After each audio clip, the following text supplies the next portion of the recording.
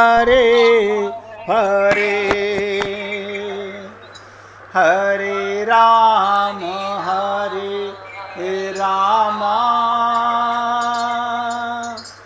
राम राम हरे हरे हरे कृष्ण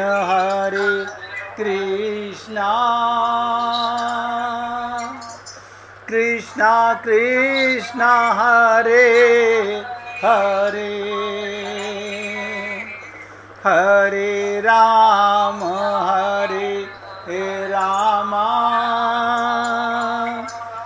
राम राम हरे हरे हरे कृष्ण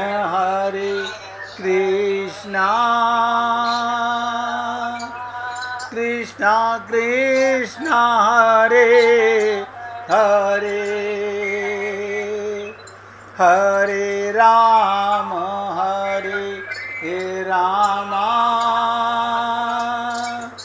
राम राम हरे हरे।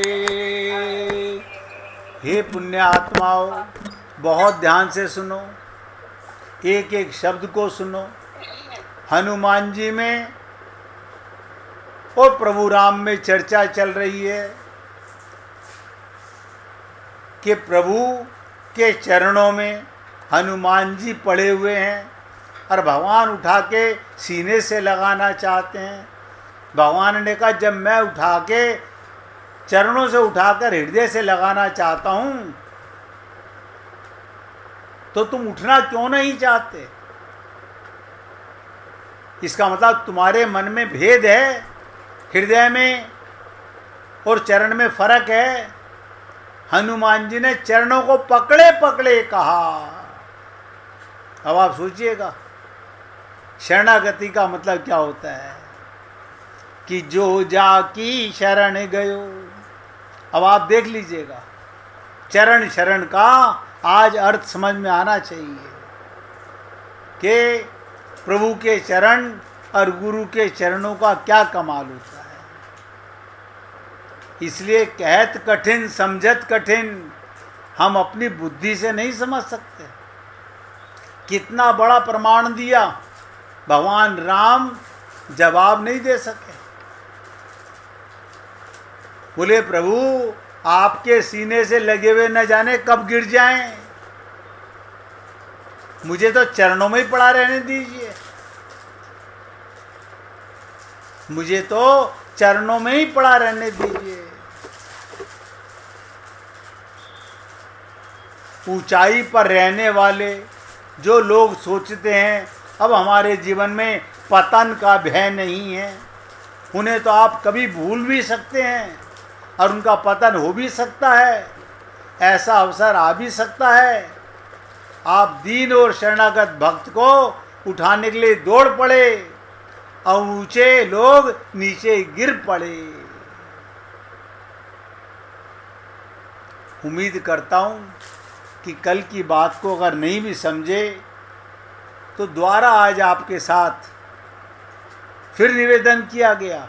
अब फिर पूछ रहा हूं, अगर अभी भी किसी के मन में कोई प्रश्न हो तो पूछ लीजिएगा।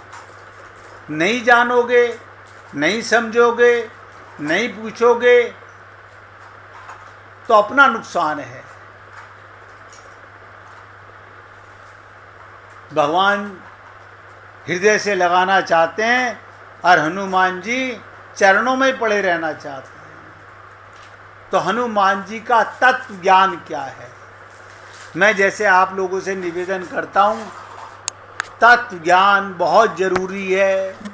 आप हम लोगों को सबका ज्ञान है, हर चीज़ का ज्ञान है, खट्टे का, मीठे का, अच्छे का, बुरे का, सुबह का, शाम का, रात का, दिन का, सर्दी का, गर्मी का, अपने का, पराये का, सुख का, दुख का। तत्व ज्ञान नहीं।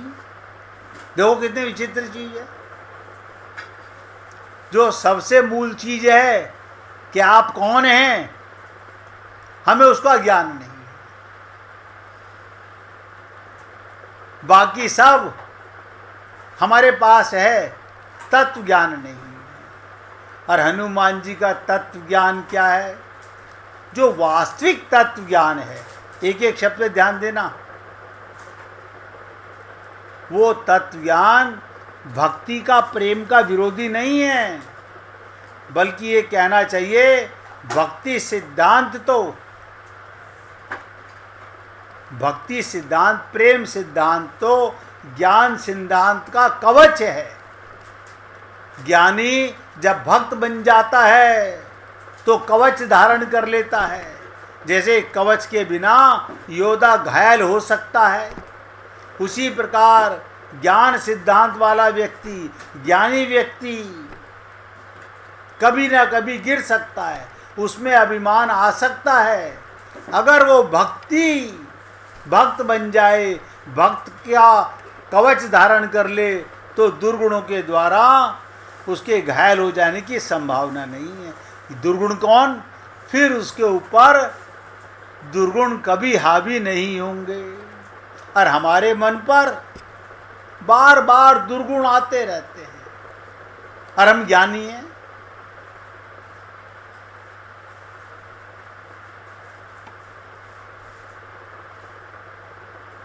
इसलिए भक्ति का कवच बहुत जरूरी है।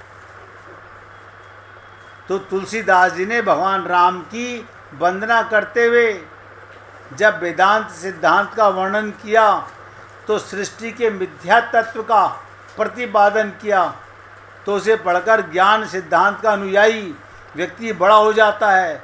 उन्होंने शुद्ध वेदांत में का प्रतिपादन किया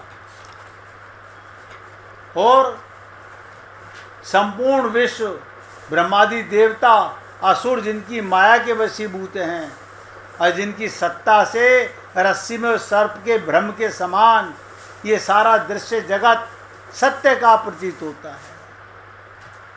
किसी ने कहा महाराज तब तो बड़ा आसान है, भ्रांति के कारण मिथ्या सत्य प्रतीत हो रहा था, मन में भ्रांति आ गई थी और ये ज्ञान से मिट जाएगी। व्यक्ति को बुद्धिमान होना चाहिए, समझदार होना चाहिए। व्यक्ति बुद्धि के द्वारा यदि सत्य को जान ले, फिर सारी समस्याओं का समाधान हो जाएगा। अब आप बताइए, बुद्धि तो हमारे पास है, हम सब लोग बुद्धिमान हैं। अब आप बताइए मेरे को, कोई सोच के देखिए, आत्मा सत्य है या शरीर सत्य है, या काया सत्य है या माया सत्य है? लेकिन हमारी बुद्धि तो यही कहती है। हम नहीं समझते सत्य क्या है, क्योंकि हमारी बुद्धि अभी तत्व ज्ञान की बुद्धि, आत्मा की बुद्धि नहीं है, चेतन बुद्धि नहीं है, हमारी माइक बुद्धि है।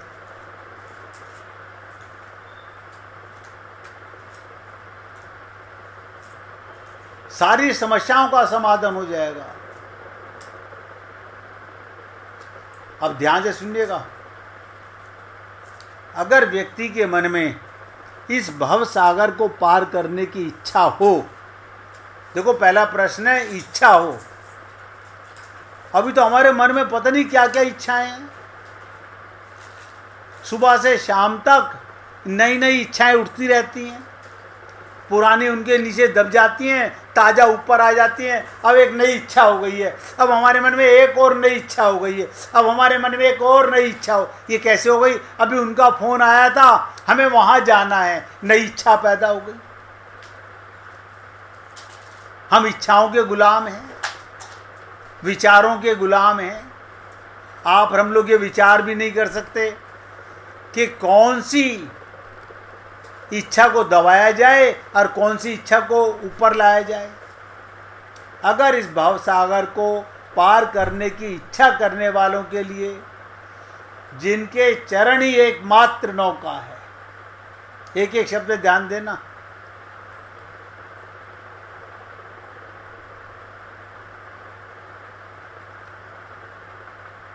इस भव सागर को पार करने की इच्छा रखने वालों के लिए, जिनके चरण ही एकमात्र नौका है।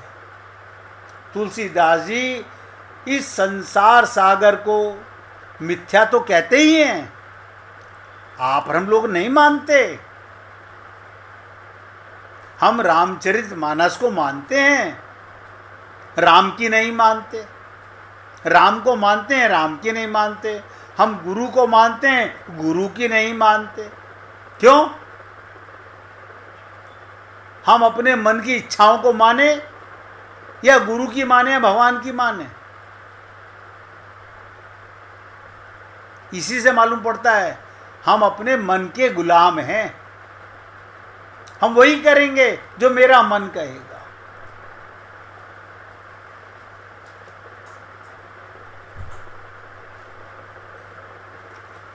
तो तुलसीदास जी ने यह भी कहा, इस झूठे संसार को, अब बताओ, संसार सागर को मिथ्या, और फिर द्वारा कहा इस झूठे संसार को यदि पार करना चाहो। अब पार कौन करना चाहे? हम तो यहीं लिप्त हैं। हम तो यहीं अपना परमानेंट आशियाना बनाना चाहते हैं। देखो, सब जानते हैं कोई तरीका आज तक नहीं हुआ, कोई तरीका कि मरने से बचा जा सके। अगर कोई तरीका ऐसा होता तो कोई ना मरता। कितनी दवा, कितना पैसा, कितना ज्ञान, कितनी भक्ति, कितना प्रेम, लेकिन मरना जरूर पड़ेगा। लेकिन हम ये नहीं जानते मरने से पहले भव सागर पार जाने का मतलब क्या, झूठे संसार का मतलब क्या। संसार सागर से हम तो यहीं पर ही रिश्तेदारियां निभा रहे हैं। हमारे लिए ये काम जरूरी है, हमें यहाँ जाना जरूरी है, हमें वहाँ जाना जरूरी है। कोई बात नहीं, भगवान सब नोट करता है। आप कौन सा कार्य भगवान के निमित्त करते हैं और कौन सा अपनी मन की इच्छाओं के निमित्त करते हैं, ये भगवान नोट करता रहता है। भगवान बताता नहीं है, जताता नहीं है। जानत है प्रभु सबके मन की। तो क्या कहा तुलसीदास जी ने, इस झूठे संसार को यदि पार करना हो तो हनुमान जी ने क्या पकड़ रखे हैं? भगवान के चरण। अब सब नोट कर लेना, भगवान के चरण। तो तुलसीदास जी क्या बताना चाहते हैं? भगवान के चरण कमलों का आश्रय लो, बस। इसका अभिप्राय ये कि मोक्ष तो ज्ञान से भी मिल सकता है। मोक्ष तो बहुत छोटी चीज है, मुक्ति भुक्ति बहुत छोटी सी चीज है, परंतु मोक्ष का सुख भक्ति के बिना नहीं मिलेगा। इन दोनों में बड़ा भेद होता है। जैसे किसी वस्तु का होना एक बात और उसके होने की सुखा अनुभूति अन्य बात। कई बार जब आप कुछ होते हैं तो उसकी रसानुभूति आपको हर समय नहीं होती। रसानुभूति तब होती है जब उसकी स्मृति जागृति हो जाती है। जब तक भगवान का प्रेम पूरी एकाग्रता के साथ हमारे अंदर नहीं है, जब तक मन स्थिर नहीं है, स्थिर मन तो है सबके पास, स्थिर नहीं है। अब देखिए कितनी चीज विचित्र चीज है, मन आपका और स्थिर नहीं है, विचलित है, इधर उधर इधर उधर। और ये आंख नहीं अपने आप इधर उधर जाती, ये भी आपको बता देता हूं। आपकी आंख, आपके हाथ नहीं जाते, मन ले जाता है इधर उधर। अब आप बताइए, पैर में कांटा चुभा, पैर को दर्द हुआ, हाँ, हाथ कांटा निकालने के लिए आगे बढ़ा। हाथ को क्या पता पैर में कांटा चुभा है? हाथ को पता है ना? किसने कहा हाथ से? हाथ अपने आप चला गया ना? अब आप हम लोग बारीकी से इन बातों को जानते नहीं। मन ने कहा, दर्द कहां पर हुआ? मन में दर्द हुआ। ऐसे हम बहुत कम भक्त लोग हैं जो आंखें बंद करके सुन पाते हैं।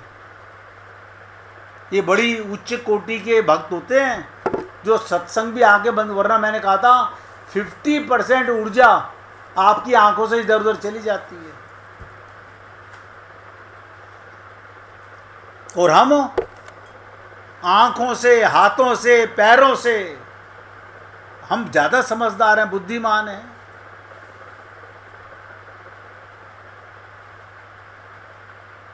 हमारा मन 24 घंटे ये काम, ये काम, ये काम। तो कहने का तात्पर्य इस भव सागर से, इस दुखाल्य से, इस नरकाल्य से अगर बाहर जाना हो, संसार सागर से पार जाना हो, तो भगवान के चरण कमलों का आश्रय लीजिए।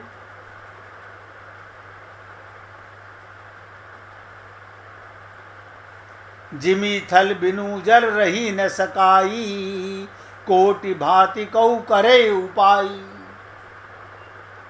तुलसीदास जी ने कहा रामचरितमानस में, भक्ति क्या है? अब आप बताइएगा। आपसे कोई पूछे भक्ति क्या है? पूजा करना, भजन गाना। आपकी हमारी दृष्टि में ये भक्ति है। मंदिर जाना, यज्ञ करना, सत्यनारायण भगवान की कथा करना, सुंदरकांड पाठ कर लेना, हनुमान चालीसा पढ़ लेना, ये भक्ति है? भक्ति माने तो प्रेम होता है। जरा गोपियों से पूछ के देखिए, वो भगवान को गालियां दे रही हैं, जार कह रही हैं, लफंगा कह रही हैं, और भगवान उनके पीछे पीछे घूम रहे हैं। अब वो भक्त हैं जिनके पीछे भगवान हैं, या हम भक्त हैं जो छल कपट छिद्र कर रहे हैं?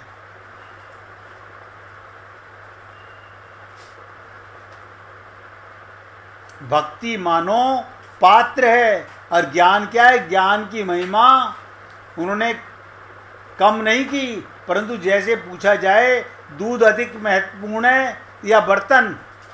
अब आपसे पूछिएगा, कोई बोले दूध कीमती है या बर्तन, तो महत्व तो दूध का ही है। सब दूध के लिए ही तो बेचैन हैं। परंतु यदि दूध को ही महत्वपूर्ण माने तो बर्तन को छोड़ दें, तो आपका दूध रहेगा कहाँ? ये तो मिट्टी में मिलकर गंदा हो जाएगा। गैया का दूध भी निकालने के लिए पात्र की जरूरत होती है। तो भक्ति माने पात्र है।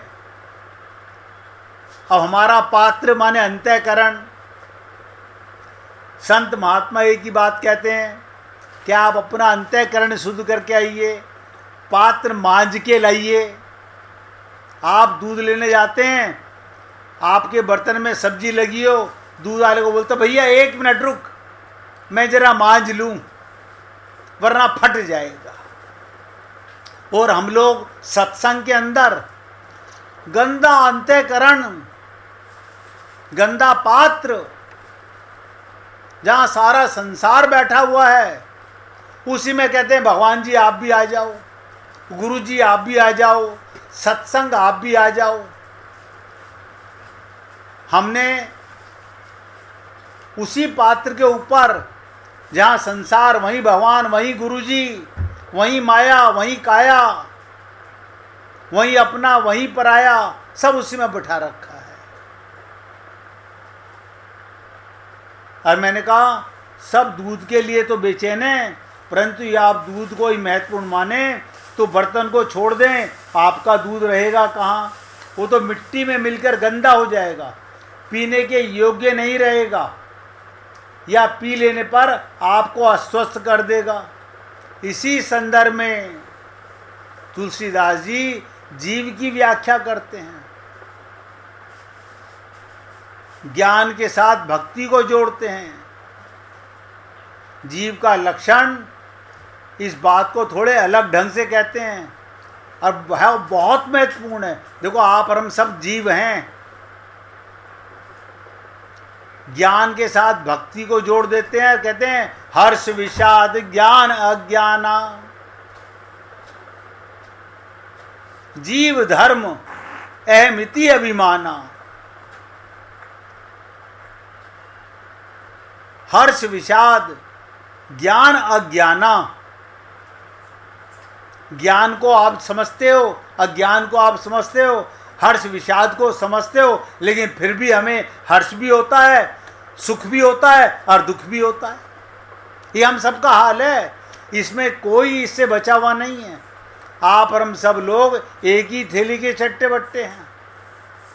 सबका अंतःकरण पूरी तरह बिगड़ा हुआ है, बुरा मत मानिएगा, मैं अपने सहित बोल रहा हूं।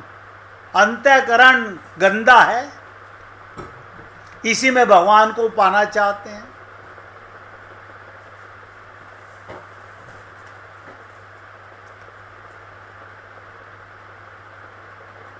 भगवान को पाना कठिन नहीं है, कठिन नहीं है, अपने मन को समझाना कठिन हो रहा है। किसको छोड़ें, किसको पकड़ें? पाना चाहते हैं राम रस, ध्यान दीजिएगा, पाना चाहते हैं राम रस और नगर का रस छोड़ना नहीं चाहते। माया का रस, ममता का रस, मोह का रस, आसक्ति का रस, यानी स्वप्न के संसार पर क्यों व्यर्थ मोहित हो रहे हो, लेकिन हम हो रहे हैं। 1 मिनट भगवान का कीर्तन कर लो, फिर आगे चलेंगे। श्रीमन नारायण नारायण नारायण।